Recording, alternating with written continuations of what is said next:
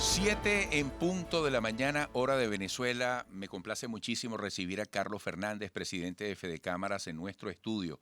Carlos, buenos días. No, buenos días, Eduardo. El gusto siempre es nuestro. Muchas gracias por la oportunidad. Carlos, el término tripartito, por supuesto, genera expectativas positivas, aún en los más escépticos. El tiempo dirá hasta dónde se puede llegar en este esfuerzo, que incluyó, bueno, el impulso que le dio la Organización Internacional del Trabajo a las recientes jornadas que se realizaron en Caracas. ¿Qué perspectiva, además del análisis conclusivo que tú puedes hacer, qué perspectivas reales puede tener este camino? Bueno, yo quisiera, Eduardo, precisando un poquito por qué se dio la reunión, porque creo que he visto mucha confusión Ajá. a la hora de emitir opinión de muchas personas. Recuérdate que este encuentro, este foro de diálogo social es consecuencia, digamos, de la decisión de la Comisión de Encuesta ante unas acusaciones de Fedecámaras por la violación del gobierno de 3 convenios de la propia Organización Internacional del Trabajo. Después de 13 años de muchísimos esfuerzos, de haber agotado varias instancias, hubo unas recomendaciones de la Comisión de Encuesta de la OIT, que para aplicar esas recomendaciones logramos que se diera pues este foro de diálogo social. Así que lo primero es que esto es un esfuerzo fundamentalmente de las partes involucradas. Lo que nosotros pedíamos es el asesoramiento, el apoyo, el acompañamiento, la guiatura pues, de la Organización Internacional del Trabajo. Pero es fundamentalmente un esfuerzo de las partes involucradas, le hace Fedecámara y le hace algunas centrales sindicales que nos acompañaron en esta propuesta. Y por eso creo que esto es un éxito. Ya el solamente haber logrado que se instalara el foro de diálogo social implica que se va a comenzar a trabajar en las recomendaciones que dio la OIT a través de la Comisión de Encuesta, que son recomendaciones, por supuesto, para corregir, para mejorar las relaciones de las fuerzas de la producción. Porque en este momento en Venezuela los antagonismos entre el capital y el trabajo son muy pocos y más bien nos estamos viendo como lo que somos, las fuerzas de la producción, que juntos tenemos el compromiso de luchar contra lo que hemos considerado el principal problema económico de los venezolanos, que es la insuficiencia de los ingresos, la precariedad de los salarios, la pérdida del valor del trabajo. Así que yo creo que esto es, y ¿por qué es un éxito? Primero porque es un resultado del esfuerzo de mantenernos entre los organismos internacionales, de creer en las instancias que la humanidad se ha dado para resolver los conflictos, porque es creer en la posibilidad del diálogo, de la negociación, de la política, que es lo que hemos hecho en este espacio, por naturaleza conciliador, como es la Organización Internacional de Trabajo. Recuerda que la Organización Internacional del Trabajo agrupa a trabajadores, a países y a empleadores, y en un esfuerzo siempre tripartito de lograr que se busquen soluciones y mejoras continuas al proceso social del trabajo y a las condiciones de trabajo en el mundo. Y además yo creo que es un éxito, porque es primera vez en 20 años que nos reunimos las 3 partes dentro de un espacio. Es un éxito porque ya no se trabaja a capricho, sino que se trabaja con la guiatura, con los diseños que tiene la Organización Internacional del Trabajo para estos temas. Y yo creo que es un éxito porque además se acordaron cuáles son los primeros temas que se van a tratar. Yo creo que además es un éxito porque se fijaron algunas instancias, se establecieron algunos responsables para hacer evaluaciones constantes, algunas de carácter bimensual, algunas de carácter bimestral, algunas de carácter trimestral, de las cosas que tenemos que acordar. Yo creo que es un avance porque además ya quedó sin necesidad de ir a Ginebra, sin necesidad de volver a hacer toda una querella, ya quedó establecido que nos vamos a volver a ver en septiembre un espacio de la misma característica, con acompañamiento de la OIT, con personajes de alto nivel de la OIT, para revisar todo lo que hicimos y lo que dejamos de hacer, por qué lo dejamos de hacer o por qué hicimos como lo hicimos, todos los acuerdos que tenemos que están para desarrollar, algunos de acá a septiembre, otros demoran más tiempo. ¿Y por qué en septiembre? Bueno, precisamente porque todos tenemos la voluntad de ir al Consejo de Administración de la OIT, que es en octubre, a llevar, digamos, la resulta de nuestro esfuerzo, de nuestros puntos de encuentro, de todo este esfuerzo que estamos teniendo. Por eso es que independientemente de que haya algunos que hayan salido más satisfechos que otros, menos satisfechos de este esfuerzo, yo creo que ha sido un logro para el país. Tener la posibilidad de reencontrarnos, de haber diseñado espacios, de haber creado inclusive instancias nuevas y permanentes de esfuerzos tripartitos para mejorar las condiciones y realmente trabajar duramente y concreta en puntos concretos para la recuperación del salario, yo creo que es algo que tiene que ser aplaudido por la sociedad venezolana. Oye, no es poca cosa lo que estás diciendo, porque uno escuchó mucho el término de la guerra económica y el endilgarle al sector privado de la producción y la economía nacional la responsabilidad de muchas de las cosas negativas que pasan en el país y la intencionalidad de querer dañar las cosas. Y hace tiempo que uno viene escuchando de ustedes, oye, que ha cambiado la manera de relacionarse. Pareciera que aquellas imágenes que resultaron insólitas para el país cuando la comisión de la Asamblea Nacional con Jorge Rodríguez a la cabeza fue allá a la sede de Fedecámaras, aquello fue el germen de un esfuerzo que ha fructificado poco a poco. Pero yo creo que va más atrás, Eduardo. O sea, yo creo que es muy importante la posición que tuvo el empresariado cuando comenzó la pandemia. Recuerda que en medio de aquella incertidumbre tan grande que Ujú. significó, ¿qué significaba para Venezuela o para los venezolanos en ese momento haber decretado la emergencia sanitaria? ¿Qué significaba eso? ¿Cuál era el alcance? ¿Qué profundidad tenía eso? Era una cuarentena, podíamos salir, no podíamos salir, vamos a poder trabajar, no podíamos trabajar. ¿Cómo significaba oye, cómo viajábamos los productos de los campos a los sitios de transformación y de allá a los mercados? Cuando salió toda esa incertidumbre y toda esa confusión, yo creo que el empresariado hizo un compromiso complicado, pero bueno, al final lo hizo y lo cumplió, que es que nos dirigimos al país, en esa época el presidente Cusano, diciendo que estuvieran tranquilos los venezolanos que iban a contar con los bienes y servicios en la dificultad que significaba la pandemia.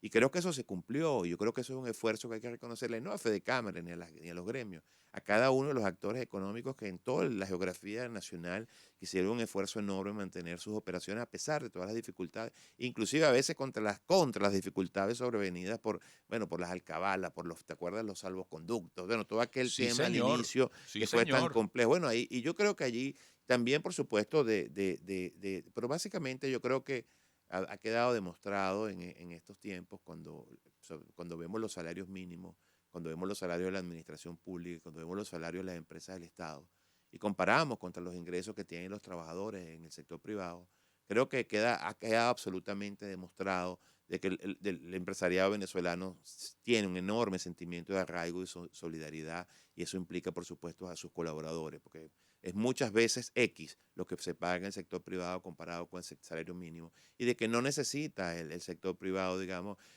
ser empujado por un salario mínimo, por ser combinado Por desde un el punto de decreto, vista ¿no? legal, por un decreto para poder transferir a sus colaboradores la parte del esfuerzo de la contribución de ellos en la generación de valor de cada uno de los sitios de trabajo. Así que por eso es que para nosotros ha sido, y quiero recordar también que antes de este esfuerzo tripartito y antes de que se comenzara a buscar fórmulas para aplicar las recomendaciones de la comisión de encuesta, quiero recordar que en el año 2020 Fedecámara firmó lo que se llama un manifiesto bipartito, digamos, un documento histórico que tenía más de 20 años probablemente que no se hacía igual entre las 6 principales centrales sindicales y Fedecámara, un poco presionando, un poco creando el ambiente, un poco demostrándole al gobierno, que es la tercera parte tripartita, de que las fuerzas de la producción estamos de acuerdo, que las fuerzas de la producción teníamos muchos puntos en común, que las fuerzas de la producción estábamos preocupados por la pérdida del valor del trabajo, e inclusive estábamos muy preocupados porque se perdiera el trabajo como valor inherente a la sociedad venezolana. Y yo creo que de todas esas pequeñas cositas que fuimos haciendo juntos en los bipartitos, hemos terminado pues en este enorme esfuerzo. Hay que ver lo que significó sentarse después de 20 años, primero todos en los espacios tripartitos y después Ujú. cada uno en nuestros espacios bipartitos con el gobierno a decirnos las cosas. Y fueron reuniones muy duras y realmente quien más le tocó trabajar fue al ministro, porque tenía el ministro del Trabajo y su equipo, que tenía las bipartitas con cada uno de nosotros. Y una cosa que a mí me satisfizo mucho en esta reunión, Eduardo, y lo digo como venezolano Ajá. satisfecho, es la firmeza en las posiciones de todo el mundo. Aquí nadie fue a Eso es entregar sus bueno. banderas, no, no, pero con respeto. O sea, ahí nos dijimos cosas duras y nos dimos cosas importantes y todos aceptamos pues lo que nos tenían que decir, estuviéramos de acuerdo o no, con respeto. Y yo creo que fue esa firmeza, esa convicción que cada uno de nosotros llevaba en esa postura lo que nos permitió avanzar, porque lo hicimos primero en el marco de respeto, segundo lo hicimos con oídos de acuerdo, con oídos de conciliación, con actitud de llegar a puntos de encuentro, y al final se llegaron a puntos de encuentro. Algunos lograron más objetivos que otros, por supuesto, no todos pues avanzaron igual, no todos tampoco fueron preparados igual para las reuniones, no todos han venido trabajando esto de igual profundidad, pero yo creo que al final el gran ganador de esto va a ser el trabajador y la sociedad venezolana. Mira, te oigo hablando con mucha pasión. ¿Hay algo en estos 2 minutos que me quedan en esta parte? ¿Hay algo en especial que para ti fue un punto de quiebre positivo en las posiciones o un punto de confluencia, un descubrimiento, un logro colectivo en medio de la honestidad, en medio de la calidad que tú estás describiendo en este encuentro? Sí, yo creo que hay una cosa que es muy positiva. Todos nos dimos cuenta de que el futuro del trabajo es un reto enorme, de que tenemos que tener flexibilidad a la hora de interpretar las cosas, que es mucho lo que hay que normar y que tenemos que también tomar en cuenta a todos aquellos que no están bajo relación de dependencia. Creo que logramos crear una sensibilidad sobre los cuentapropistas, sobre los informales, sobre los que trabajan por su cuenta y riesgo, que no gozan de los beneficios de la seguridad social y que hay que tratar esquemas también para entender que la desmaterialización del trabajo, el trabajo a distancia, el trabajo a plataformas digitales necesita todo un esfuerzo importante. Y otra cosa que quedó muy clara es que el futuro del trabajo va a exigir unas herramientas que hay que comenzar a trabajar de la escuela, porque no va a ser el pico y la pala el elemento fundamental, sino va a ser quizás probablemente un iPod o un iPhone, un teléfono inteligente, las herramientas de trabajo del futuro. Yo creo que allí mi gran satisfacción es que todos los que estábamos allí teníamos, por supuesto, resolviendo la coyuntura, pero entendiendo que la coyuntura no puede ser obstáculo para pensar y programar un futuro que nos va a ser mucho más exigente. Carlos, me parece altamente positivo, saludable tu mensaje. Yo quiero que al regreso vayamos a un tema que es de gran interés y mortificación para los venezolanos, el salario. ¿Se podrá encontrar el camino? ¿Qué se habló allí? ¿Cuáles pueden ser las posibilidades de ir a una sinceración del salario en términos de viabilidad? Y también quiero que hablemos de la confianza, es decir, quien diga que Venezuela se arregló utiliza la frase de manera irónica, provocadora, chocante, negativista. Pero la pregunta es si aquellos visos positivos que podamos apreciar a nuestro alrededor realmente tienen la garantía de las posibilidades de seguir avanzando a través de la confianza. Si existen riesgos de que esto eche para atrás otra vez. Amigos, volveremos con Carlos Fernández. 7:17 seguimos conversando con Carlos Fernández, presidente de Fedecámaras. El tema del salario, ¿qué tangibilidad, qué tan cerca puede estar y qué susceptible puede ser desde el presente para que en algún momento sea una real recuperación, aunque progresiva, para el trabajador venezolano? Porque el salario, Carlos, ha ido quedando algo así como en abstracto, como en el limbo, ¿verdad? Sí, En Eduardo, muchos casos. es que eso es un tema muy difícil, por eso tú Sí. nos has escuchado decir que es el principal problema económico del país. Pues que lamentablemente el salario, sobre todo el salario mínimo de un país, de una economía, está vinculado con su nivel de productividad. El salario no es un acto de voluntarismo. Yo estoy seguro que todos los agentes, todos los empresarios, todos los comerciantes, todos los agentes económicos del país quisieran pagarle muchísimo más a sus colaboradores. Y estoy seguro que todo el mundo quisiera ganar más, pero no es un hecho de un acto de voluntad.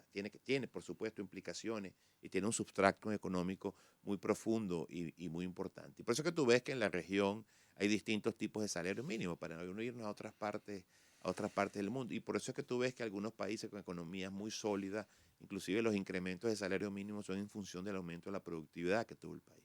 Y dependerán de la inflación también. Nosotros, claro, no es que nosotros, por los diferentes temas económicos, nosotros tuvimos una hecatombe económica.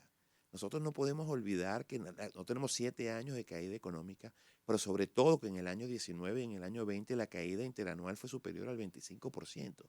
Esas son cifras que se dicen a la ligera, pero yo siempre digo, tapemos la computadora y veamos el rostro humano, lo que significa una caída de 25 durante 2 años consecutivos, además de los 7 años. De esos 7 años de caída económica, 5 de esos años consecutivos la caída fue de 2 dígitos. O sea, estamos hablando de Por supuesto que eso es, además, el deterioro de los servicios públicos, todo el tema de la movilización, de la movilidad, el tema del combustible, nosotros hemos tenido una caída en la productividad enorme.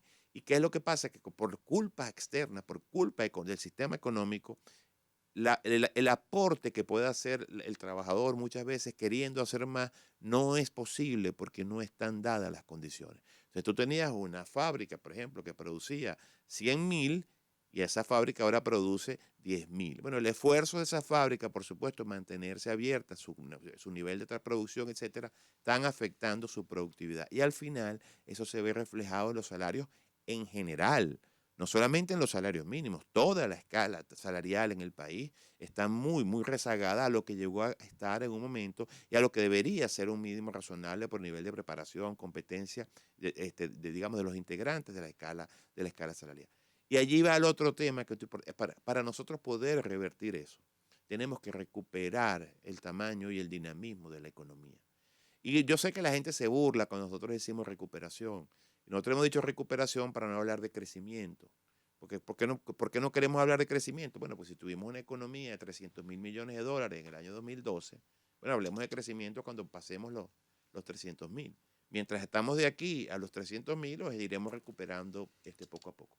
Ahora, si nosotros queremos una recuperación sustantiva y una recuperación sustentable, necesitamos, por supuesto, inversiones en muchísimo mayor cuantía, por muchísimo mayor plazo y con otros perfiles.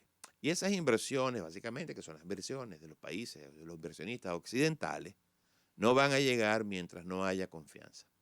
Y la confianza no es un decreto, la confianza no es una alocución de las más altas autoridades, la confianza no es salir a vender las bondades del país en el mundo, que también pudiera ser.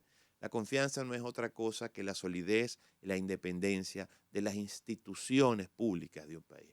Un inversionista decide un mercado, ir a un mercado u otro en función, por supuesto, del retorno que tenga la inversión, pero también de la estabilidad que vea en el marco regulatorio del negocio en el que se vaya a meter. Porque si tú quieres, tú vas a tener vaivenes en el marco regulatorio, bueno, vas a conseguir inversiones a 1 o 2 años.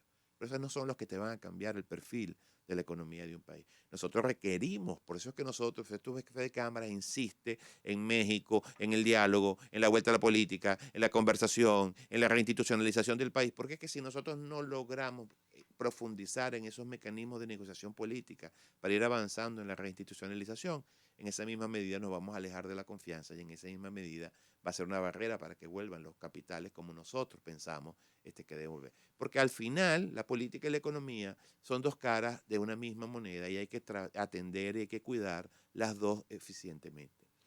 ¿Cómo definiría? Fíjate, esta pregunta puede ser una recta a los codos, una papa caliente. Pero hay gente que de manera chocante, irónica, dice Venezuela se arregló.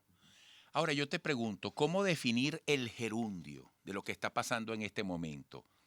¿Inició un camino para arreglarse? O sea, ese camino tú sientes que se inició. ¿Cómo definirías tú en una frase lo que está pasando con la economía en la Venezuela de hoy? Bueno, yo lo que creo que en la economía, vamos a decir, los agentes económicos y su repercusión en la economía es que básicamente les soltaron las amarras que les tenían. Cuando empezaste a dejar de ver el hecho económico desde el punto de vista punitivo, como veníamos viendo en los últimos años, y dejaste de ver a los actores económicos como los malandros o los pranes, digamos, a la cabeza de una entidad llamada empresa, bueno, tú empezaste a soltar esas amarras, el mercado empezó a encauzarse, los agentes empezaron a ver la posibilidad de realizar su trabajo, de tener un entorno razonable. Les diste la oportunidad de transar en una moneda que mantenía valor en el tiempo. El tener una moneda que mantiene el valor en el tiempo te trajo como consecuencia que volviste a retomar el crédito comercial, la confianza en tus clientes, les despachabas, después me pagas el crédito, la vida normal y natural y por supuesto el impacto, el efecto multiplicador que eso tiene en la economía. Y además la gente entendió que podía también volver a tener por su trabajo un valor, digamos, que se manteniera en el tiempo. Ya no vemos los médicos que cobraban $8, ya vemos los médicos que están cobrando lo que normalmente se cobraba, o un poco menos, pero ya vemos que por los servicios, cualquier servicio que vas en tu casa, no es cualquier cosa lo que tienes que pagar. Ha empezado también a haber una recuperación del trabajo y eso, por supuesto, está teniendo efectos en el consumo. Eso es lo que se está viendo. Ahora también se está viendo en el país, por supuesto, y es triste y hay que decirlo, una marcada y lacerante desigualdad.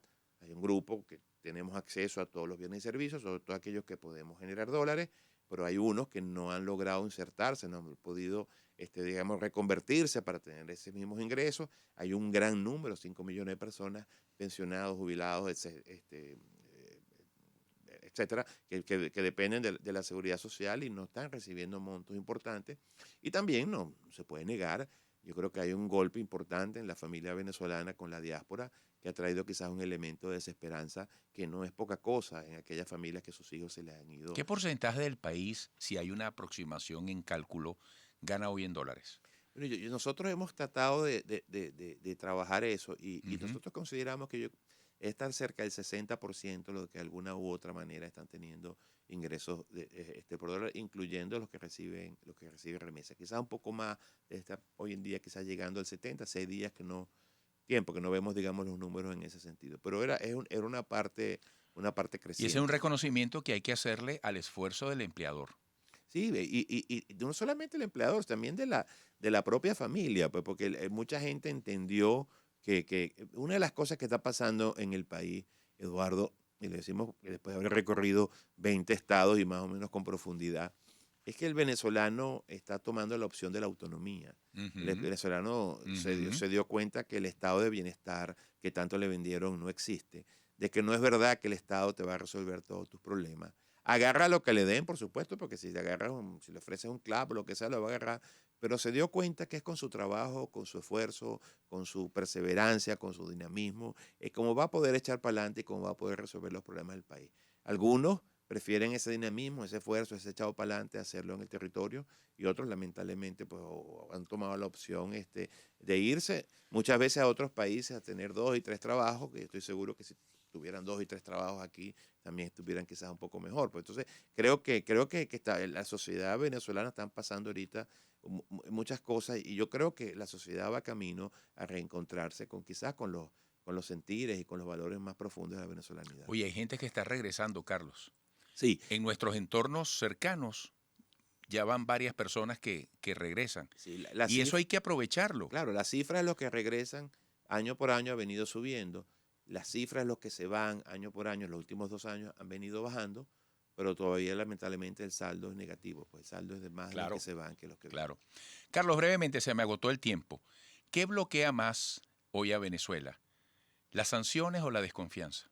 No, yo creo que una va con la otra, porque el hecho de tú tener, digamos, la dificultad de las sanciones, le obliga a los organismos, a los agentes económicos internacionales a una cosa que se llama, digamos, un compliance mucho más profundo, un sobrecumplimiento.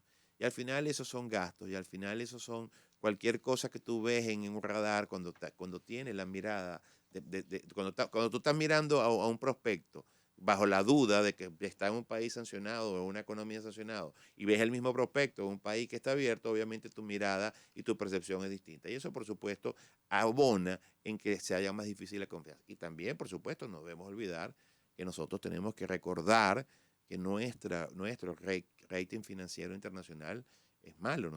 El país tiene que recordar que después, cuando comencemos la recuperación y la apertura y todo lo que pueda venir producto de los diálogos y de las negociaciones, tenemos que atender el tema de los mercados financieros. Sí, tenemos la deuda vencida y eso nos cierra las puertas para el financiamiento. Y sin financiamiento no podemos lograr la transformación como hablábamos de los perfiles que hablábamos en el segmento anterior. Bueno, Carlos, he tomado nota de muchas afirmaciones, muchas frases tuyas, todas con carácter de titular. Gracias por este análisis y sabemos que pronto volveremos a conversar. Y mucho éxito en el esfuerzo negociador, en el esfuerzo por Venezuela. No, muchas gracias, Eduardo, por la oportunidad y siempre dispuesto cuando nos inviten. Muchas gracias. Bienvenido siempre. Carlos Fernández, presidente de Fede Cámara. Seguimos, amigos, después de la pausa.